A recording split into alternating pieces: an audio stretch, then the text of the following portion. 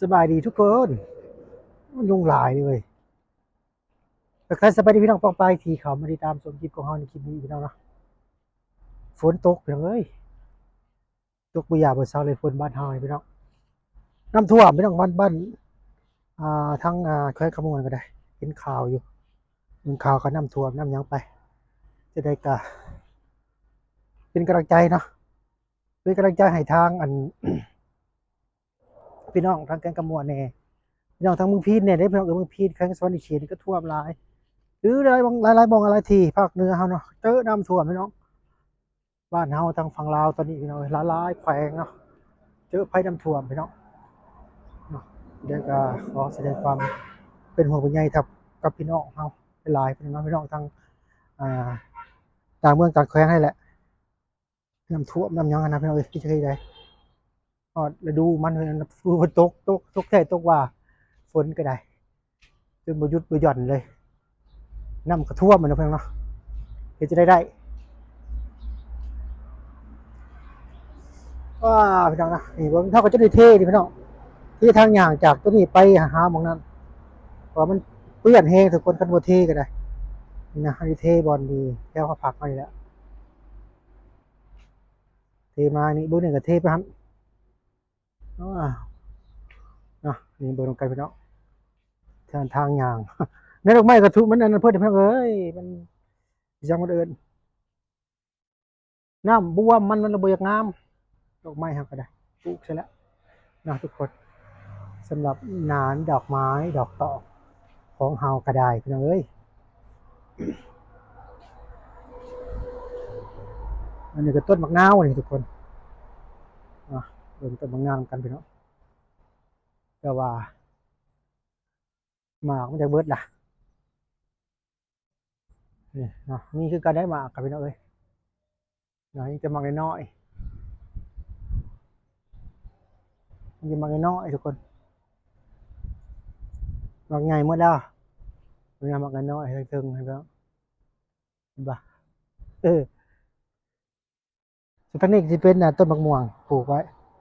คือเก้าพี่น้องเอ้ยน้ำก็อยากบวมหลายมันจะท่วมฝนตกบุญญาไปเช่าพี่น้องเอ้ยมันก็ท่วมเลยเนาะนี่ต้นมะม่วงมะม่วงซับไปดูนี่พี่น้อง3 ปีได้กินหมากนะมะม่วงนี่เมื่อยากเลยพี่น้องเอ้ยสำหรับมะม่วงโอ้ก็เอ้ยเปื่อนพี่น้องเอ้ยไปเราไปทำสุดความเปื่อนเลยดิฝนตกบวมนะจ้ะโอ้บรรยากาศเป็นงานแรงบ้านเฮาคือเก่าคือเดิมว้าวรถตายไปเลยก็คือคำว่าในเบื้องต้นเนี่ยเป็นต้นคลิปนะพี่น้องเนาะช่วงนี้ก็บรรยากาศฝนตกบ้านเฮาพี่น้องพายุเข้าเป็นให้หลายพื้นที่ในทั่วประเทศลาวนี่ก็มันง่ายๆจะไปตัวแต่เพลงกระมวลนะแต่ว่าโดยเฉพาะช่วงนี้กำลังเป็นข่าวดังกระท่วมเพลงกระมวลกระท่วมฮอดในเมืองท่วมฮอดเขตด้านนอกเนาะขนาดเขตในเมืองอยู่เพลงกระมวลยังเห็นข่าวอะไรบ้างเนาะก็ยังน่าเป็นห่วงอ่ะพี่น้องเนาะเนาะท่วมหลายขนาดใดเพลงกระมวลประเทศลาวเฮาเนี่ยพี่น้องที่คิดนักหลายสำหรับน้ำมันหาน้ำเมื่อกี้นี้ภาคเหนือก็เส้นทางขาดไว้ว่าวเพียงเลยน้ำมันเสาะเนาะฝนตกบ่เช้าเกือบนะอาทิตย์2 อาทิตย์นะครับบ่า2 มื้อนี่ได้อพี่น้องมื้อนี้เป็นมื้อที่2นี่บ่านะสำหรับฤดูฝนที่บ้านเราก็ตกแท้ตกหว่า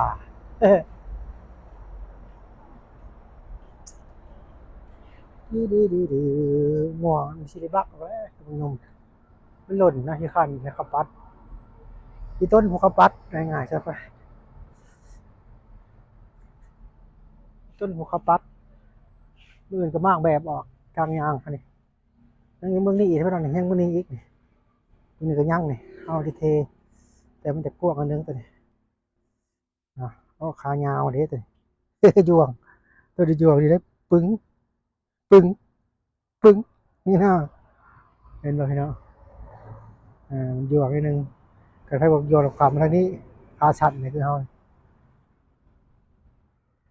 มาเบิ่งนี่บัดนี้งานดอกไม้นี่ก็งามเลยเห็นบ่พี่น้องเบิ่งนี่สิงามกว่าเบิ่งนั้นมันบ่ได้บวมน้ำปานใด มันนั้นบวมน้ำแห้งมันทางลิ้นเนาะมันโต่งทางลิ้นมันเลยประเด็นนั้นนะพี่น้องเนาะสำหรับคลิปนี้ก็ซัมมี่นะพี่น้องเอาสั้นๆอยู่ทางช่องนี้ของเขาอีกช่องหนึงทุกคนบรรยากาศฝนตกอีกแล้วนี่นะพี่น้องเบิ่งกันมืดครึ้มมาแล้วแรงต้องสิตกจังเนาะสำหรับคลิปนี้ก็ซัมมี่กับพี่น้องพบกันใหม่คลิปหน้าบ๊ายบายสบายดี